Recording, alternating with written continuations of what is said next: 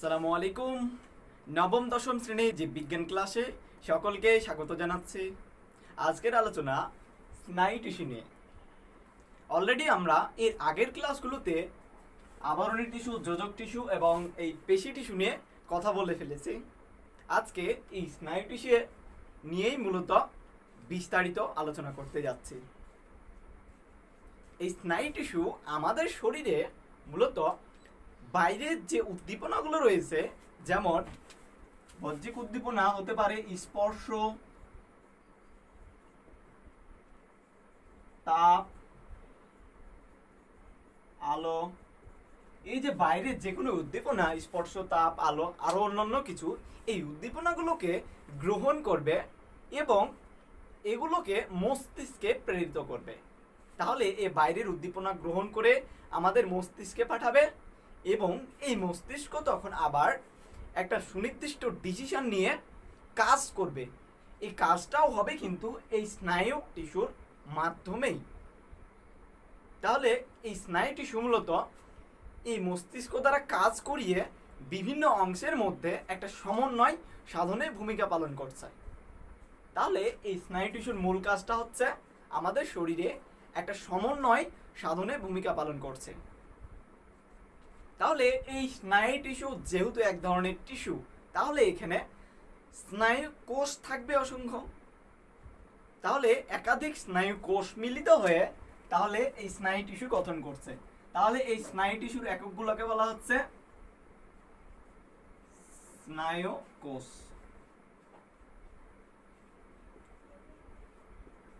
এই স্নায়ু কোষকে মূলত বলা হয় নিউরন। একক ভাষায় এটাকে বলা হয় নিউরন। এখন আমরা এই নিউরনের বিস্তারিত গঠন সম্পর্কে আলোচনা করব। একটা নিউরন যেহেতু একটা কোষ, তাহলে একটা নিউরনে আমরা দুইটা অংশ পাব। প্রথমত হচ্ছে একটা কোষীয় অংশ এবং আরেকটা হচ্ছে কোষ থেকে সৃষ্ট কিছু অভিক্ষেপ। তাহলে আমরা প্রথমত কোষীয় যে অংশটা, এটা চিহ্নিত করে ফেলি। কোষীয় অংশটা অনেকটা এইরকম।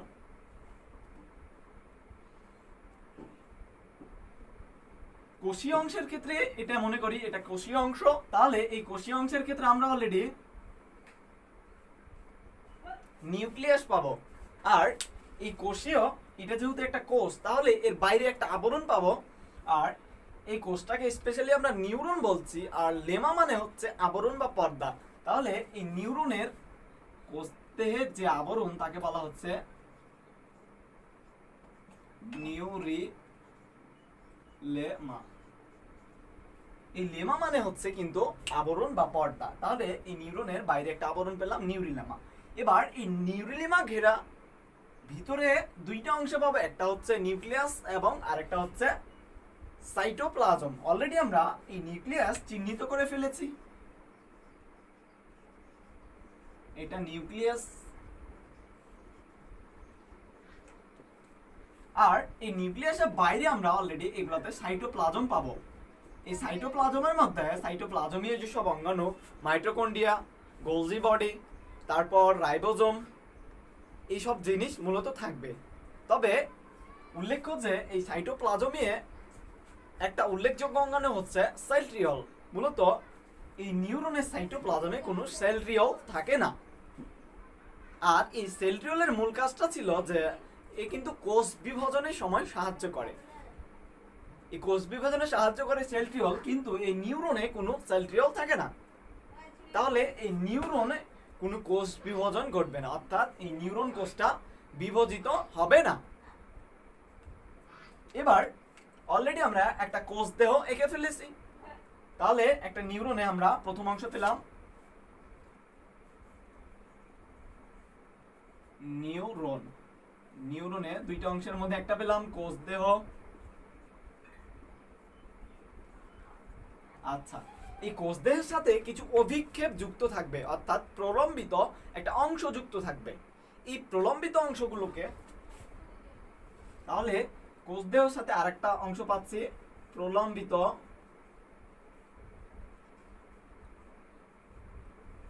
অংশ, অর্থাৎ এগুলো কোষ দেহ থেকে সৃষ্টি হবে।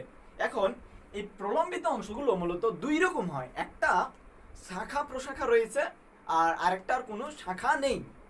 তাহলে এই প্রলম্বিত অংশ আমরা পাচ্ছি দুই রকম, একটা হচ্ছে শাখা যুক্ত এবং আরেকটা হচ্ছে শাখা বিহীন। এই শাখাযুক্ত অংশটা মূলত কোষদেহের এই যে বাইরে এরকম শাখাযুক্ত অংশ সৃষ্টি হয়। এই শাখাযুক্ত অংশটাকে বলা হচ্ছে ডেনড্রাইট।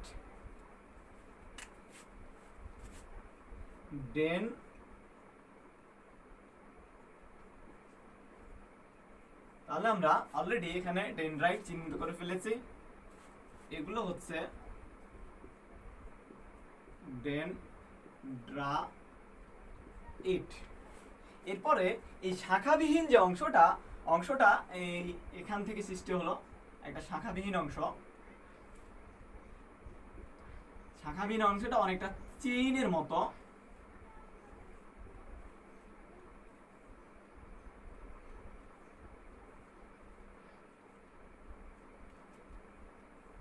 এরকম অনেকটা চেইনের মতো অংশ যেখানে কোনো শাখা নেই। এই শাখাবিহীন অংশটাকে বলা হচ্ছে একজন। তাহলে এই পুরো অংশটাকে বলা হচ্ছে একজন। লক্ষ্য করো এই একজনটা কিন্তু একেবারেই অবিচ্ছিন্ন কোনো অংশ নয়, অর্থাৎ অবিচ্ছিন্ন বলতে এরকম বোঝায়, এটি কিন্তু একটা অবিচ্ছিন্ন অংশ, মানে এর মধ্যে কোনো গ্যাপ বা সংযোগ নেই, জাস্ট অবিচ্ছিন্ন। বাট এই একজনটা এই অবিচ্ছিন্ন নয়, কারণ হচ্ছে একজনের যে চেইনগুলো রয়েছে এই চেইনগুলোর মধ্যে একটা সংযোগ রয়েছে, ফাঁকা জায়গা রয়েছে, এখানে একটা সংযোগ পয়েন্ট প্রত্যেকটা চেইনের মধ্যে। এই সংযোগ স্থানটাকে বলা হচ্ছে রেনভিয়ার পর্ব। বিজ্ঞানী রেনভিয়ারের নাম অনুসারে এটাকে বলা হয় রেনভিয়ার পর্ব। আর এই একজনের এই প্রান্তীয় যে অংশটা টার্মিনাল বাটন, এই প্রান্তীয় অংশটাকে বলা হয় একজন প্রান্ত। যেহেতু একজনের এটা প্রান্ত, সুতরাং এটার নাম হচ্ছে একজন প্রান্ত।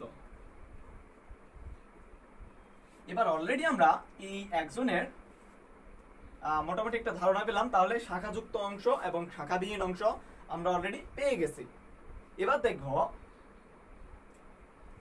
এই স্নায়ু টিস্যুতে যেহেতু অসংখ্য এরকম নিউরন থাকবে, অর্থাৎ এক একটা নিউরনের সাথে আরেকটা নিউরনের একটা সংযোগ থাকা লাগবে, কারণ এই সংযোগ না থাকলে কিন্তু এই স্নায়ু উদ্দীপনা পরিবাহিত হবে না।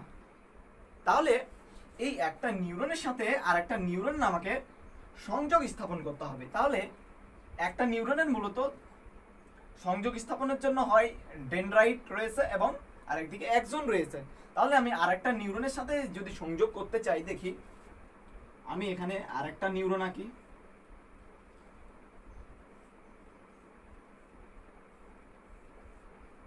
এখানে আমি আরেকটা নিউরন এঁকে ফেললাম।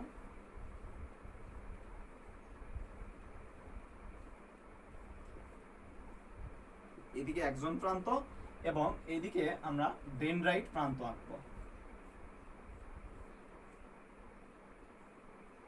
আমরা দেখতে পাচ্ছি যে এখানে এই নিউরনের একজন প্রান্তের সাথে এই নিউরনের ডেনড্রাইট প্রান্তে একটা সংযোগ ঘটেছে। এই যে সংযোগটাকে এটাকে বলা হচ্ছে সিন্যাপস। তাহলে একটা নিউরনের সাথে আরেকটা নিউরনের যে সংযোগ স্থান, এই সংযোগ স্থানটাকে বলা হচ্ছে সিন্যাপস। এবার আমরা দেখব যে এই নিউরনটার সাথে আরেকটা নিউরনের কোনো একটা অংশের সাথে সংযোগ হতে পারে। তাহলে মনে করি আমি এখানে আরেকটা নিউরন আঁকি।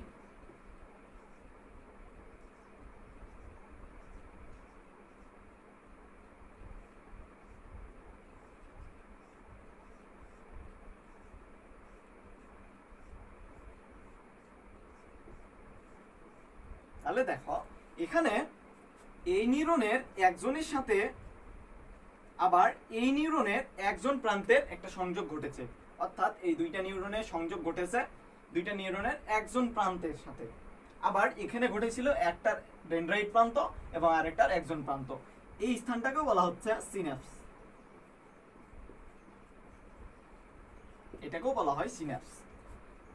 এভাবে করে তাহলে আমরা একটা জিনিস বুঝতে পারছি যে একটা নিউরনের সাথে যদি আরেকটা নিউরনের কানেকশন হতে হয় তাহলে এটা হতে পারে একজনের সাথে একজন, ডেনড্রাইটের সাথে ডেনড্রাইট, আবার একজনের সাথে ডেনড্রাইট। এই তিন ভাবে একটা নিউরন আরেকটা নিউরনের সাথে সংযুক্ত থাকতে পারে। এই সংযোগ স্থানটাকে বলা হচ্ছে সিন্যাপস। এভাবেই কিন্তু এই স্নায়ু উদ্দীপনা এক নিউরন থেকে আরেক নিউরনে পরিবাহিত হবে। তো এই স্নায়ুকোষ বা নিউরন নিয়ে মোটামুটি একটা সংক্ষিপ্ত আলোচনা এটুকুই ছিল। আমরা অলরেডি 10ম অধ্যায়ে এই স্নায়ুকোষ নিয়ে বিস্তারিত আলোচনা করার চেষ্টা করব। সে পর্যন্ত সবাই ভালো থাকবে। আসসালামু আলাইকুম।